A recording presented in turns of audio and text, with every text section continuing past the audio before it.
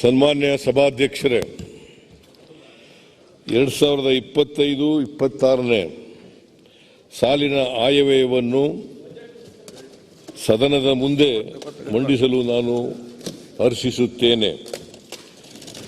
ಆಯವ್ಯಯ ಎನ್ನುವುದು ಕೂಡಿ ಕಳೆಯುವ ಅಂಕಿ ಸಂಖ್ಯೆಗಳ ನಿರ್ಜೀವ ಆಟವಲ್ಲ. 7 ಕೋಟಿ ಜನರ ಬದುಕಿನ ಭರವಸೆಯ ಉಸಿರು ಎಂಬ ಅರಿವಿನೊಂದಿಗೆ ನಮ್ಮ ಸಂಕಲ್ಪಗಳನ್ನು ನಾಡಿನ ಜನಕೋಟಿಯ ಮುಂದಿರಿಸುವ ಬಹುದೊಡ್ಡ ಹೊಣೆಗಾರಿಕೆಯೊಂದಿಗೆ ನಿಂತಿದ್ದೇನೆ. ನಮ್ಮ ಕೈ ಬುಟ್ಟಿಯಲ್ಲಿ ಸಿಡಿಲ ಗೂಡಿಹುದು ಹುಡುಕಿ ನೋಡಿದರಲ್ಲಿ ಸುಮದ ಬೀಡಿಹುದು. ಕುವೆಂಪು ಅವರು ಬರೆದಿರ್ತಕ್ಕಂಥ ಪದ್ಯ ಇದು. ರಾಜ್ಯದ ಪ್ರತಿ ಪ್ರಜೆಯ ಕನಸನ್ನು ಸಾಕಾರಗೊಳಿಸುವ, ನಾಳೆಗಳ ಬಗ್ಗೆ ಭರವಸೆ ಮೂಡಿಸುವ, ನುಡಿದಂತೆ ನಡೆಯುವ ನಮ್ಮ ವಾಗ್ದಾನವನ್ನು ಈ ಆಯವ್ಯಯ ಇನ್ನಷ್ಟು ದೃಢಪಡಿಸುತ್ತದೆ.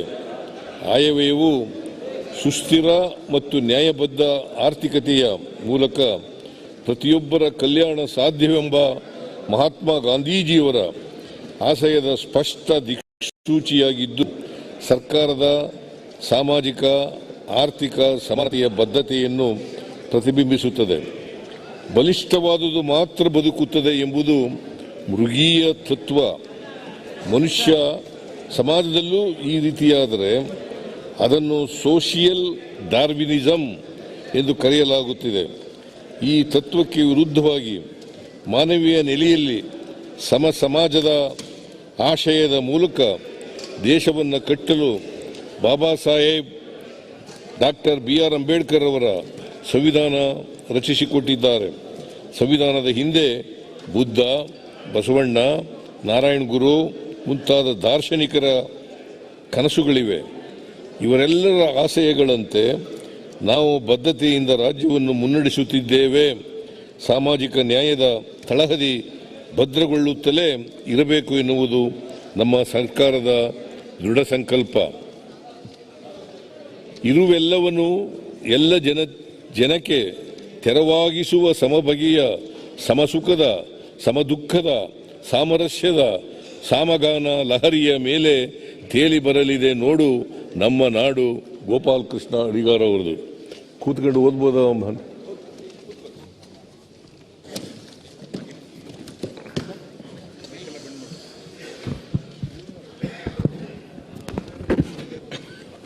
Thank you.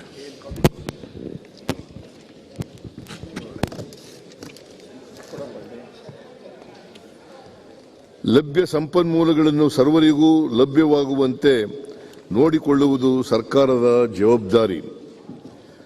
ಆರ್ಥಿಕ ಅಭಿವೃದ್ಧಿ ಹಾಗೂ ಜನಕಲ್ಯಾಣಗಳ ನಡುವೆ ಸಮತೋಲನ ಸಾಧಿಸಿ ಸಾರ್ವತ್ರಿಕ ಮೂಲ ಆದಾಯ ಕಲ್ಪನೆಯ ಮೂಲಕ ಕರ್ನಾಟಕ ಅಭಿವೃದ್ಧಿ ಮಾದರಿಯನ್ನು ರೂಪಿಸುತ್ತಿದ್ದೇವೆ. ಪಂಚ ಗ್ಯಾರಂಟಿಗಳು ಸೇರಿದಂತೆ ನೀಡಿರುವ ಹಲವು ಕಲ್ಯಾಣ ಕಾರ್ಯಕ್ರಮಗಳು ಉಚಿತ ಕೊಡುಗೆಗಳಲ್ಲ.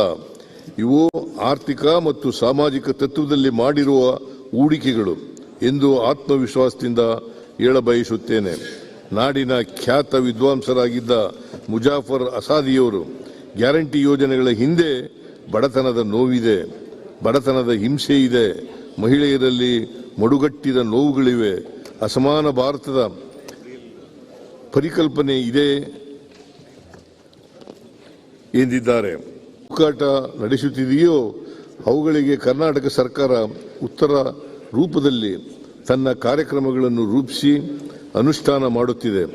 ಜನರಲ್ಲಿ ನೋಡಿಕೊಳ್ಳುವ ಶಕ್ತಿ ಲಭಿಸಲಿ ಎಂಬ ಆಶಯದಿಂದ ಕಲ್ಯಾಣ ಕರ್ನಾಟಕ ಕಾರ್ಯಕ್ರಮಗಳನ್ನು ಜಾರಿಗೊಳಿಸಿದ್ದೇವೆ. ಮಹಿಳಾ ಸಶಕ್ತೀಕರಣದ ಮೂಲಕ ನಾಡನ್ನು ಮುನ್ನಡೆಸುವುದು ಒಂದು ಬಗೆಯಾದರೆ, ಹಸಿರು ಆರ್ಥಿಕತೆಯ ಮೂಲಕ ಪರಿಸರದ ಬಿಕ್ಕಟ್ಟುಗಳಿಗೆ ಉತ್ತರ ಕಂಡುಕೊಳ್ಳಲು ಪ್ರಯತ್ನಿಸಲಾಗುತ್ತಿದೆ. ರಾಜ್ಯವು ಇಂದು ನವೀಕರಿಸಬಹುದಾದ ಇಂಧನ ಕ್ಷೇತ್ರದಲ್ಲಿ ದೇಶದಲ್ಲಿಯೇ ಮುಂಚೂಣಿಯಲ್ಲಿದೆ. ಪರಿಸರಕ್ಕೆ ಹಾನಿಕಾರಕವಲ್ಲದ ಕೈಗಾರಿಕೆಗಳಿಗೆ ಉತ್ತೇಜನ ನೀಡಲಾಗುತ್ತಿದೆ. ಬಳಸಿದ ನೀರನ್ನು ಶುದ್ಧೀಕರಿಸಿ ಸಶಕ್ತವಾಗಿ ಮರುಬಳಕೆ ಮಾಡುತ್ತಿರುವ ವಿಧಾನವು ಕೂಡ ವಿಶ್ವ ವೇದಿಕೆಗಳಿಂದ ಶ್ಲಾಘನೆಗೆ ಒಳಗಾಗಿದೆ. ರಾಜ್ಯವು ಶಿಕ್ಷಣ ಮತ್ತು ಆರೋಗ್ಯ ಕ್ಷೇತ್ರಕ್ಕೆ ಹೆಚ್ಚಿನ ಪ್ರಾಧಾನ್ಯತೆಯನ್ನು ನೀಡುತ್ತಿದೆ. ನಮ್ಮ ವಸತಿ ಶಾಲೆಗಳಲ್ಲಿ, ವಿದ್ಯಾರ್ಥಿ ನಿಲಯಗಳಲ್ಲಿ ದೇಶದಲ್ಲಿ ಅತಿ ಹೆಚ್ಚು ವಿದ್ಯಾರ್ಥಿಗಳು ಗುಣಮಟ್ಟದ ಶಿಕ್ಷಣ ಮತ್ತು ಆಹಾರವನ್ನು ಪಡೆಯುತ್ತಿದ್ದಾರೆ. ಯುವಜನರನ್ನು ಜಾಗತಿಕ ಮಟ್ಟದ ಕೌಶಲ್ಯವಂತರನ್ನಾಗಿಸಲು ಹಲವು ರೀತಿಯ ಯೋಜನೆಗಳನ್ನು ರೂಪಿಸಿ ಅನುಷ್ಠಾನ ಮಾಡುತ್ತಿದ್ದೇವೆ. ಈ ವರ್ಷದ ಆಯವ್ಯಯದಲ್ಲಿ ಪ್ರಮುಖವಾಗಿ 6 ಅಭಿವೃದ್ಧಿಯ ಆಯಾಮಗಳನ್ನು ಗುರುತಿಸಿ ಕಾರ್ಯಕ್ರಮಗಳನ್ನು ಜಾರಿಗೊಳಿಸಲಾಗುತ್ತಿದೆ. ಕಲ್ಯಾಣ ಕಾರ್ಯಕ್ರಮಗಳ ಆಯವ್ಯಯ ಗ್ಯಾರಂಟಿ ಯೋಜನೆಗಳ ಜೊತೆಗೆ ಇತರ ಜನಪರ ಕಾರ್ಯಕ್ರಮಗಳಿಗೂ ನಮ್ಮ ಸರ್ಕಾರ ಒತ್ತು ನೀಡಿದೆ. ದುರ್ಬಲ ವರ್ಗದವರಿಗೆ ನೀಡುತ್ತಿರುವ ಸವಲತ್ತುಗಳನ್ನು ಇನ್ನಷ್ಟು ಬಲಪಡಿಸುವ ಗುರಿ ಹೊಂದಿದ್ದೇವೆ. ಪರಿಶಿಷ್ಟ ಜಾತಿ, ಪರಿಶಿಷ್ಟ ಪಂಗಡ, ಹಿಂದುಳಿದ ವರ್ಗಗಳು, ಅಲ್ಪಸಂಖ್ಯಾತರು, ಮಹಿಳೆಯರು, ರೈತರು, ಶ್ರಮಿಕರು ಸೇರಿದಂತೆ ವಿವಿಧ ವರ್ಗಗಳ ಅಭ್ಯುದಯಕ್ಕೆ ನಮ್ಮ ಸರ್ಕಾರ ಕಾರ್ಯಕ್ರಮಗಳನ್ನು ಅನುಷ್ಠಾನ ಮಾಡಲಿದೆ.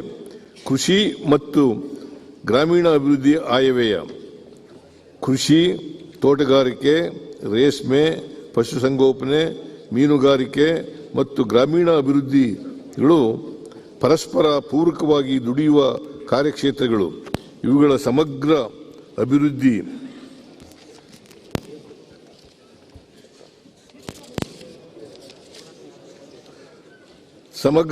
ದೃಷ್ಟಿಯಿಂದ ಸರ್ಕಾರ ಹಲವು ಯೋಜನೆಗಳನ್ನು ರೂಪಿಸುತ್ತಿದೆ. ರೈತರು, ಮೀನುಗಾರರು ಮುಂತಾದವರ ಆದಾಯ ಹೆಚ್ಚಿಸುವ ಈ ಯೋಜನೆಗಳು ಭವಿಷ್ಯದ ಕರ್ನಾಟಕದ ಆರ್ಥಿಕಾಭಿವೃದ್ಧಿಗೆ ಮಹತ್ವದ ಕೊಡುಗೆ ನೀಡಲಿವೆ. ಕೃಷಿ ಮತ್ತು ಇನ್ನಿತರ ಆಸ್ತಿಗಳ ದಾಖಲೀಕರಣ, ಮೂಲಸೌಲಭ್ಯ ಒದಗಿಸುವಿಕೆ, ಸಮರ್ಪಕ ವಿದ್ಯುತ್ ಪೂರೈಕೆ, ಗೋದಾಮುಗಳ ಒದಗಿಸುವಿಕೆ ಮುಂತಾದ ಚಟುವಟಿಕೆಗಳ ಮೂಲಕ ಗ್ರಾಮಗಳ ಅಭಿವೃದ್ಧಿಗೆ ಮತ್ತು ಗ್ರಾಮೀಣ ಜನರ ಆದಾಯ ಹೆಚ್ಚಿಸಲು ಶ್ರಮಿಸಲಾಗುವುದು. ಅಭಿವೃದ್ಧಿ ಕೇಂದ್ರಿತ ಆಯವ್ಯಯ ನಮ್ಮ ಸರ್ಕಾರ ರಾಜ್ಯದ ಅಮೂಲಾಗ್ರ ಆರ್ಥಿಕ ಬೆಳವಣಿಗೆ ಹೆಚ್ಚಿಸುವಲ್ಲಿ ಮೂಲಸೌಕರ್ಯ ಕ್ಷೇತ್ರದ ನಿರ್ಣಾಯಕ ಪಾತ್ರವನ್ನು ಗುರುತಿಸಿ ಈ ಬಾರಿ ಬಂಡವಾಳದ ಮೇಲಿನ ವೆಚ್ಚಗಳಿಗೆ ಗಣನೀಯವಾದ ಅನುದಾನ ಒದಗಿಸಿದೆ.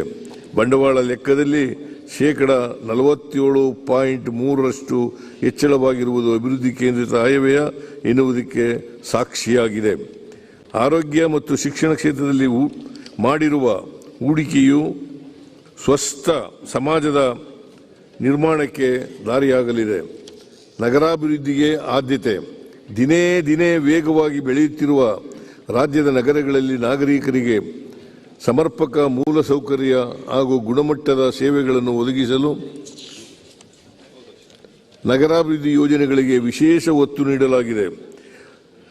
ಜೊತೆಗೆ ರಾಜ್ಯದ ಬೊಕ್ಕಸಕ್ಕೆ ಅತಿ ದೊಡ್ಡ ಕೊಡುಗೆ ನೀಡುವ ಬೆಂಗಳೂರು ಮಹಾನಗರ ಪಾಲಿಕೆ ಮೂಲಸೌಕರ್ಯ, ಸೇವಾ ಪೂರೈಕೆ ಹಾಗೂ ಸಂಚಾರ ಸುವ್ಯವಸ್ಥೆಗಳಿಗಾಗಿ ಬ್ರ್ಯಾಂಡ್ ಬೆಂಗಳೂರು ಎಂಬ ಪರಿಕಲ್ಪನೆಯಡಿ ಮಹತ್ವಾಕಾಂಕ್ಷಿ ಯೋಜನೆಗಳನ್ನು ಜಾರಿಗೊಳಿಸಲಾಗುತ್ತಿದೆ.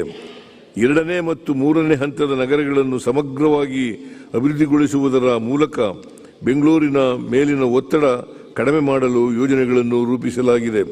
ಹೂಡಿಕೆ ಮತ್ತು ಉದ್ಯೋಗ ಸೃಜನೆ. ಅತಿ ಹೆಚ್ಚು ಉದ್ಯೋಗ ಸೃಜನೆಯಾಗುವ ಎಂಎಸ್ಎಂಇ, ಪ್ರವಾಸೋದ್ಯಮ, ಐಟಿ-ಬಿಟಿ ವಲಯಗಳಲ್ಲಿ ಹೊಸ ನೀತಿಗಳನ್ನು ಜಾರಿಗೆ ತರಲಾಗುತ್ತಿದೆ. ಇದರಿಂದ ರಾಜ್ಯದಲ್ಲಿ ಹೂಡಿಕೆದಾರ ಸ್ನೇಹಿ ವಾತಾವರಣ ನಿರ್ಮಾಣವಾಗಿ ಹೆಚ್ಚಿನ ಹೂಡಿಕೆ ಆಕರ್ಷಿಸಿ ಉದ್ಯೋಗ ಸೃಜನೆಗೆ ಆದ್ಯತೆ ನೀಡಲಾಗುತ್ತಿದೆ.